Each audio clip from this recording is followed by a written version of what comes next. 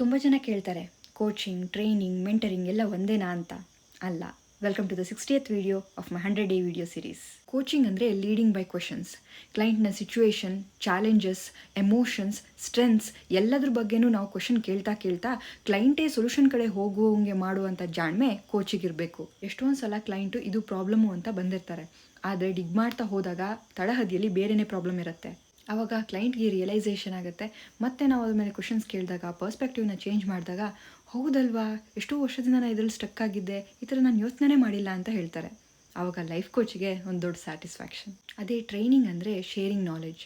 ಇಂಥ ವಿಷಯದ ಬಗ್ಗೆ ಸೊಲ್ಯೂಷನ್ ಬೇಕು ಅಂತ ಅವ್ರು ಹೇಳ್ತಾರೆ, ಅದೇ ಸ್ಪೆಸಿಫಿಕ್ ವಿಚಾರಕ್ಕೆ ನಾವು ಟ್ರೈನ್ ಮಾಡ್ತೀವಿ. ಇದನ್ನು 1 to 1 ಮಾಡ್ಬೋದು ಅಥವಾ ಗ್ರೂಪ್ನಲ್ಲೂ ಮಾಡ್ಬೋದು.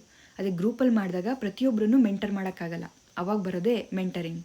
ಮೆಂಟರಿಂಗ್ ಅಂದರೆ ನಾವು ಹೀಗೆ ಮಾಡು ಅಂತ ಹೇಳಿರ್ತೀವಿ, ಅದನ್ನು ಅವ್ರು ಮಾಡಿದಾರೋ ಇಲ್ವೋ ಅಂತ ಚೆಕ್ ಮಾಡ್ತೀವಿ. ಸೊ ಅವ್ರು ಮಾಡಲಿಲ್ಲ ಅಂತಂದರೆ ನಾ ಹೇಳಿದ್ದು ಹೀಗಲ್ಲ ಹಾಗೆ ಅಂತ ಹೇಳ್ತೀವಿ, ಆ್ಯಂಡ್ ನಮ್ಮ ಇನ್ಸ್ಟ್ರಕ್ಷನ್ನ ಅವರು ಫಾಲೋ ಮಾಡ್ತಾರೆ. So all 3 are different.